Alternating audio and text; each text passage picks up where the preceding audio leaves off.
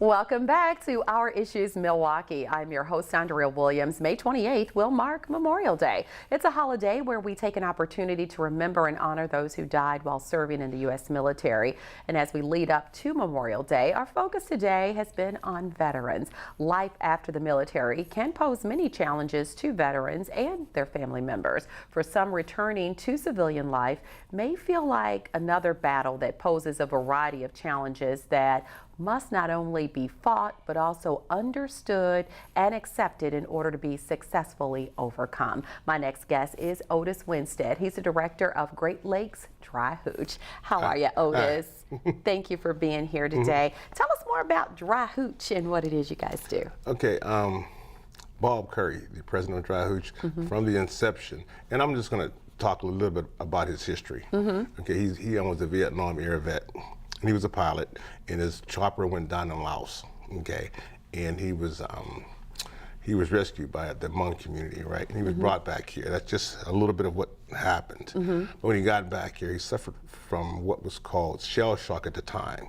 But over the years, it's been diagnosed as PTSD. Right. But over a 30-year period of time, he struggled with alcoholism and whatnot. And when he got himself together, he realized that there was a need for guys transitioning out of the military, the combat zones, to have like a buddy, you know, someone to transition back into society. Understanding that when a guy's 17, 18 years old, or a young lady going into the military, they're not going to come back the same person if they've been traumatized by combat. Yeah. And that's just the reality of it. And he saw that there was a need there. Dry Hooch.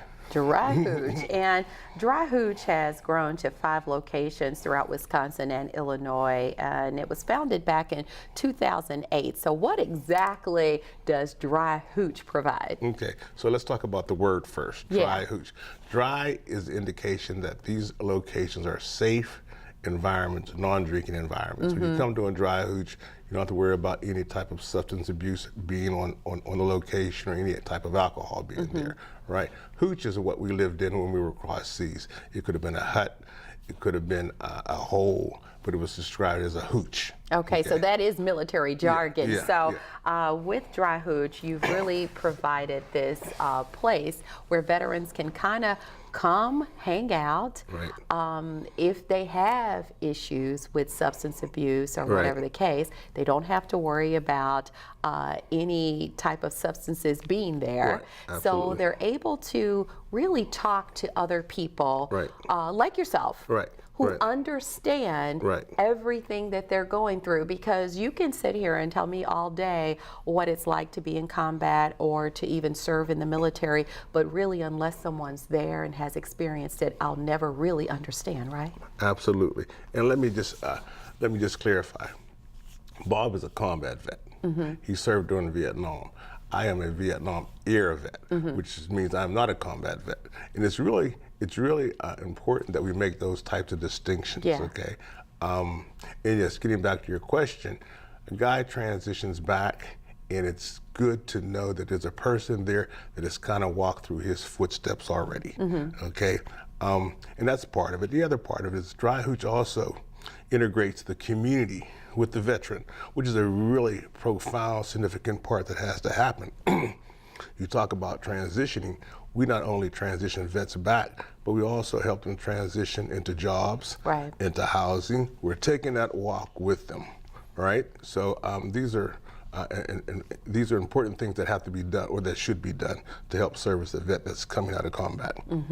And some of the issues, common issues that veterans face is kind of like simple things that some people take for granted: locating a home, finding a career path, reestablishing, and sometimes even reevaluating relationships with family and friends. So those are, you know, the smaller issues, but then you have the larger issues that can be a little more complex when you start talking about mental health and substance abuse and survivor's guilt and depression and things of that nature. So you have Dry Hooch that really provides all these things, but really your coffee shop that is set up by a veteran for veterans to really just come together and talk, be friends, and share resources. And you know, like that coffee shop or any of our locations, it's kind of a melting pot, a meeting place where some of these issues can be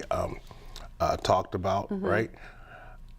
We are not clinicians, so we're gonna get that real clear. But we can warm hand off our vets to clinicians at the Right. VA hospital, because we partner with the VA hospital.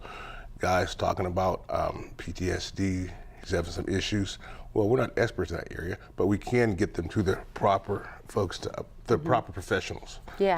to get some work done. So I talked about these 5 locations. You have them where exactly? Well, we have one in Madison. We have one in Waukesha too. Now that's kind of a family resource center. It's being rebooted right now. And then we have 2 here in Milwaukee, one on 4801 National Avenue, and the other one's on 1030 East Brady Street. That's where the Okay. coffee house is, okay? And I would implore the community to please stop by and take a look at it. We've got a whole new patio set up out front, a new porch. We are, well, let me just talk a little bit about about some of the funding, right? Recently, we've been able to get a grant from the state for our employment grant. It was an employment grant. So guys come in and then we help them through peer support and job development actually get jobs in the community. That's one of the things whenever you were talking before about having manpower to fit a particular need. Yeah. Well, when it comes to the combat vet, and sometimes it's just the vet who's also not in combat, when we talk about locations, when we talk about work sites, right, we actually go in and let the employer know that he may need to work by himself, okay, because of his experiences, right? That's all peer support, right? And I've got to tell you, I've been doing this for 7 years, and I've been doing employment for about 5 years, and I've never run into a company that was not willing and able to help a vet. But I think that when we start talking about those particular needs, Yeah. that's where Dry Hooch comes in. And well, Joe, look, he's not able to work around people, but he's a hell of an IT worker. So we try to position him, that kind of thing. That's so important and amazing, because you're really acting as that third person Right, right. who can better explain than someone coming in saying Right. to an employer, I don't want to work around other people. Right, It's not right. taken the same way. Right, So right. that's an important point that you bring up. And like you mentioned, you work closely with the VA hospital, Yeah. other government agencies, the court system, and other nonprofit Yeah. organizations, as I mentioned earlier. So it's really this whole concept of a village where you Oh, guys are part absolutely. of that as well. Absolutely. We partner with the medical college also, right? Where we do, we partner for like the last 8 years now. We're working on the iPeer app, where peer support can be utilized through an application on the telephone. Wow. Okay, so which is a great thing that we're getting into.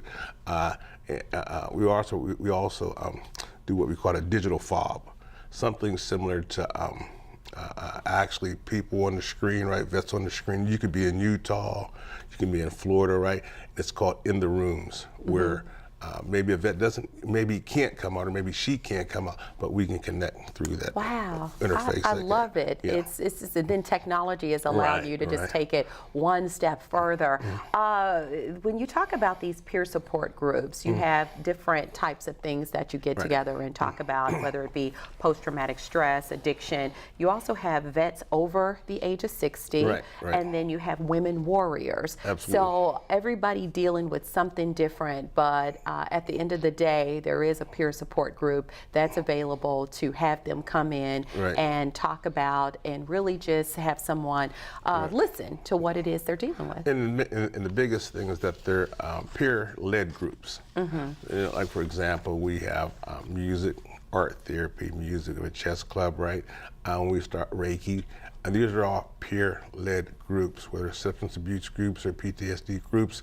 We also have acupuncture, Reiki, and something called Rectangle, which is artwork, right? Okay. So it's all really, again, I can't emphasize enough that these are peer-led groups, and this is what Bob envisioned. Yeah, You know, that, yeah. that the peer or that the veteran have a say in his journey. Yeah, and it's amazing to see this continue to grow. What I wanted to ask you, like I did in the last segment, with us coming up on Memorial Day, you mentioned you are a veteran era, a Vietnam era vet. vet. How do you remember those who were lost in combat while serving our country? I got to tell you, that's an important, because you do have a lot of different events around this time of the year, right?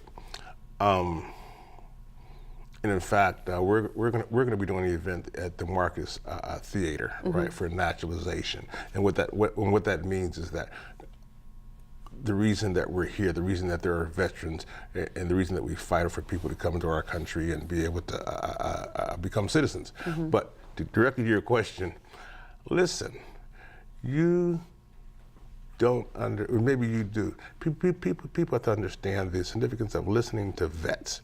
People will say, thank you for your service. And then they need to take the time to listen to what that vet maybe needs to say. That's the way I do it myself, and I think that's an important way. It makes a is, difference. and we have quickly run out of time, but I just wanted to mention Dry Hooch has a big project coming up on the city's north side, so people should keep their eyes open. Yes. Just tell us the location of where people should just keep watching for Dry Hooch to pop up. We're gonna be coming to 20th and Valete at the old McKinley School.